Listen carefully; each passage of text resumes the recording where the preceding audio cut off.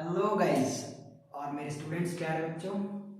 आज हमारा पहले हमने केमिस्ट्री की वीडियो की थी, आज हम करने वाले हैं अपनी बायो की क्लास, ठीक है ना। क्योंकि बायो का भी पेपर जितना ही इम्पोर्टेंट है जितना है केमिस्ट्री का आपका। सो बायो भी आपको छोड़नी नहीं है, ठीक है। बायो में तो और अच्छा एनसीईआरटी पढ़कर अच्छे तरीके से समझना है, ठीक है। तो हम अपना क्वेश्चन कॉन्सेप्ट सीरीज अपने बायोलॉजी सब्जेक्ट पर अप्लाई करने वाले हैं, उससे आपका बहुत बेनिफिट होगा। तो स्टार्ट करते हैं हम। पहला क्वेश्चन हमारे पास है, after the ovulation Graafian follicle regress into. आपको पता होगा जब ओव्यूलेशन होता है तो ओव्यूलेशन में जो एक एग होता है वो पहले होता है प्राइमरी फॉलिकल, फिर होता है सेकेंडरी फॉलिकल, फिर होता है टर्सरी फॉलिकल। टर्सरी फॉलिकल में क्या होती है, कैविटी जिसको कहते हैं एंट्रम। एक टू द बॉक्स क्वेश्चन बता रहा हूँ, out of box question.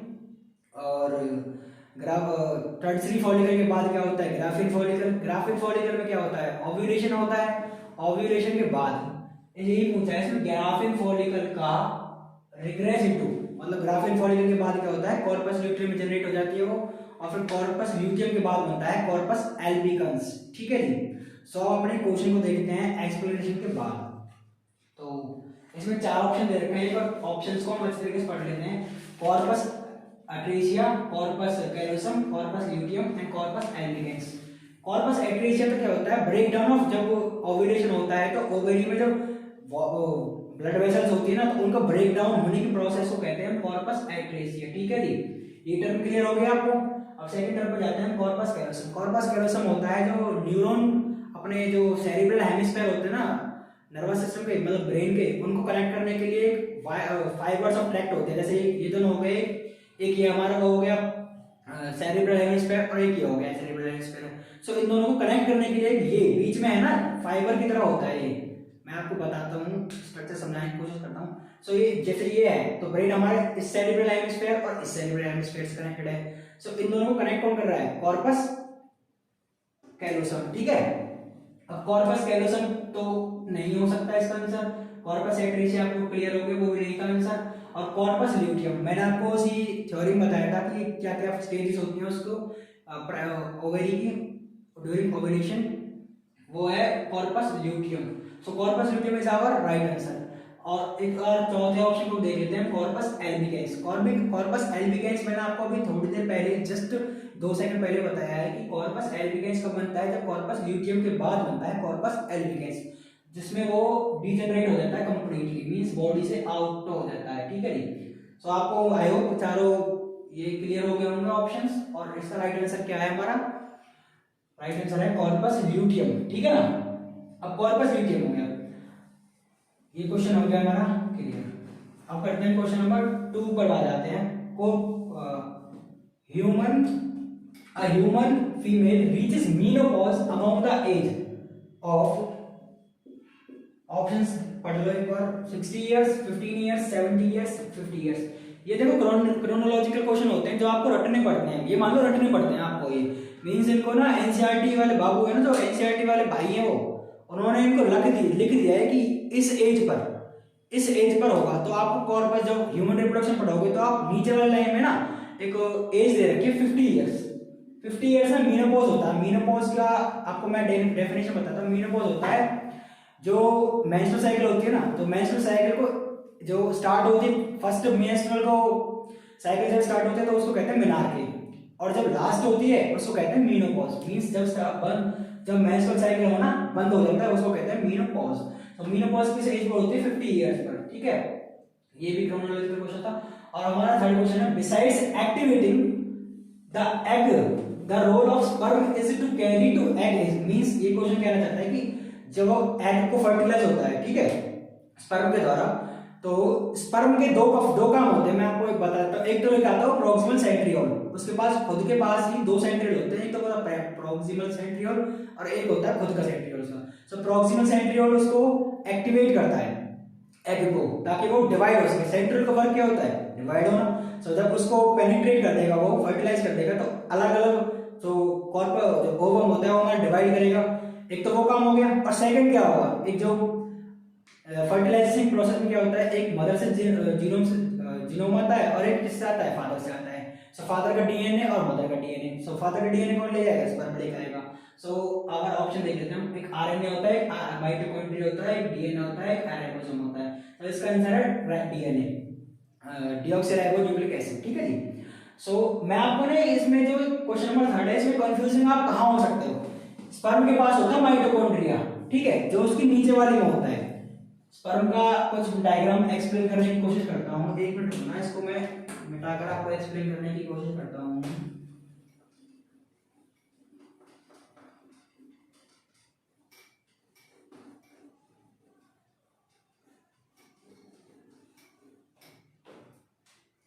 Sperm का कुछ डायग्राम समझने की कोशिश करता हूँ, और मेरी राइटिंग बहुत ही अच्छी है, आप ना देखकर इसको खुश हो जाओगे इस डायग्राम को, ठीक है ना। और मेरे इसको कमेंट नहीं है, देख लेना आप अभी। देखो ये हो गया कुछ रफ डायग्राम, मजाक में थोड़ा वैसे मुझे पता आपकी। सो ये हो गया हमारा टेल, कुछ ज्यादा अच्छा बन गया आज तो। और ये होते हैं माइटोकॉन्ड्रिया बीच में, और ये हो गया इसका हेड। हेड वाले पोर्शन को हम कहते हैं एक्रोसोम, जिसमें होते हैं केमिकल्स, ठीक है। और माइटोकॉन्ड्रिया, अब आपके माइंड में उठ रहा होगा कि सर माइटोकॉन्ड्रिया भी दे रखा था, माइटोकॉन्ड्रिया क्यों नहीं है। सो मैं आपको बताने की कोशिश करता हूँ कि जो हेड होता है ना, एक्रोसोम, एक्रोसोम होता है इसमें। सो एक्रोसोम के अंदर क्या होता है कि जो केमिकल्स हैं, ये एग हो गया, ये हो गया आपका एग, फर्टिलाइज हो गया। सो जो जैसे फर्टिलाइज होकर अंदर जाएगा ना, तो यहाँ तक सिर्फ अंदर जा पाता है। माइटोकॉन्ड्रिया इसमें कुछ रो मतलब इसको फर्टिलाइज करने के बाद इसके अंदर नहीं जा पाते। सो इसका आंसर डीएनए होगा, ठीक है। आई होप आपको ये तीसरा क्वेश्चन भी क्लियर हो गया होगा। अब आते हैं हमारे पास चौथे क्वेश्चन पर। Spermiation is the process of release, release लिख रहा है, मैंने आपको कहा था, release of sperm from the, option देख लेते हैं, स्माइनिफेरस ट्यूब्यूल, वास डिफरेंस, एपिडाइडमिस और प्रोस्टेट ग्लैंड, ठीक है। ये चारों ही मेल रिप्रोडक्टिव सिस्टम के पार्ट हैं, ये चारों ही मेल रिप्रोडक्टिव सिस्टम के पार्ट हैं। और मैं आपको एक और टर्म कंफ्यूज करने वाली होती है, स्पर्मेटोजेनेसिस। स्पर्मेटोजेनेसिस होता है फॉर्मेशन ऑफ स्पर्म, इसमें कंफ्यूज नहीं होना, एक तो होता है स्पर्मेटोजेनेसिस और एक होता है स्पर्मिएशन। स्पर्मिएशन क्या होता है, release of sperm from seminiferous tubule. Seminiferous tubule में वो जगह है जहां पर स्पर्म प्रोड्यूस होते हैं, means primary oocyte, primary spermatocyte sperm के अंदर स्पर्मेटेड के अंदर कन्वर्ट होता है, ठीक है जी। So spermiation is the release of sperm from seminiferous tubule, और जो स्पर्मेटोजेनेसिस मैं आपको बता रहा था वो होता है फॉर्मेशन ऑफ स्पर्म, ठीक है।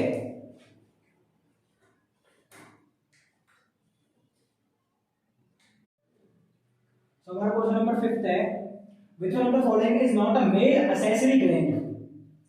ग्लैंड्स का काम क्या होता है, तो सिक्रीट करना, एंडोक्राइन ग्लैंड्स, समझ रहे हो। सो सेमिनल वेसिकल एग्जांपल है, एम्प्यूला है और प्रोस्टेट एंड बल्बल यूरेथ्रल। ये वाला और ये वाला, ये तीनों ही male reproductive male accessory gland में होते हैं, जो सिक्रीट करते हैं अपना secretion in the male reproductive system, ठीक है जी। So ampulla is a female reproductive gland, means female reproductive tract का पार्ट है ना वो डक्ट, ये डक्ट है एम्प्यूला, ठीक है जी। सो इसका आंसर है ampulla. And question number 6 is which one of the following is not secreted by the human placenta.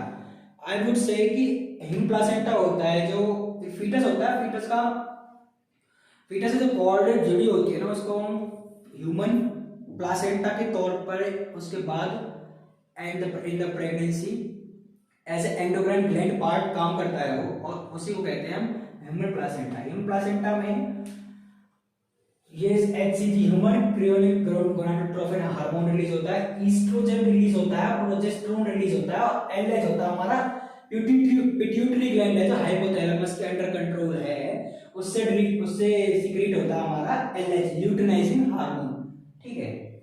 अब हमारा question number 7, the vas deferens receives duct from the seminal vesicle and opens into urethra as, epididymis नहीं होता, efferent डक्ट्यूल नहीं होता, ureter नहीं होता, answer क्या है, एजैकुलेटरी डक्ट। एजैकुलेटरी डक्ट क्या होता है, जिससे सीमन होता है वो with a forceful expulsion, means forcefully जब सीक्रेट होता है ना विद ड्यूरिंग द कोइटस, जब मेल रिप्रोडक्टिव ग्लैंड से मेल रिप्रोडक्टिव पार्ट से ड्यूरिंग द कोइटस जब सीमन हमारा रिलीज होता है तो फोर्सफुली जो इजैक्यूलेटरी डक्ट के थ्रू रिलीज होता है।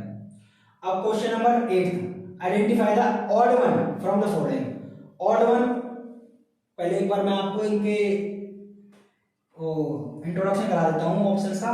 लेबिया minora, fimbriae, infundibulum and isthmus, ये तीनों है female internal genitalia, means the female के दो पार्ट में डिवाइड होता है फीमेल रिप्रोडक्टिव सिस्टम। एक होता है फीमेल एक्सटर्नल जेनाइटेलिया और एक होता है फीमेल इंटरनल जेनाइटेलिया। ठीक है, इंटरनल जेनाइटेलिया में तीनों ही इंक्लूडेड है, फिम्बरी, इन्फंटिबुलम और इस्थमस। ठीक है, बट जो लेबियम मेजर माइनोरा है ये इंक्लूडेड है female external genitalia. So answer is option number A. So हमारे पास क्वेश्चन नंबर 9 है, lower end of female reproductive system is called urethra, cervix, clitoris और वेजिना। आई होप मैं आपको एक रफ डायग्राम बना रहा हूँ, ठीक है, इस पर कुछ टिप्पणी मत करना आपने। ये होती है ओवेरीज दोनों तरफ, ठीक है, यहां से होती है ये ऐसे दो साइड में ना, ये ओवेरीज हो गई, ये फैलोपियन ट्यूब हो गई, ये हो गई यूटेरस, यूटेरस का फंडस रीजन, और ये लोअर नैरो एंड, और यहां से होती है वेजाइना। ठीक है, ये होता है वेजाइना वाला पार्ट, और ये होता है सर्विक्स, ये होती है अपनी ओवेरीज, और ये होता है यूटेरस वाला पार्ट। ठीक है, सो लोअर नैरो एंड, इस क्वेश्चन की फीलिंग्स को समझना आप। नैरो एंड का मतलब होता है छोटा, कैनाल के टाइप में।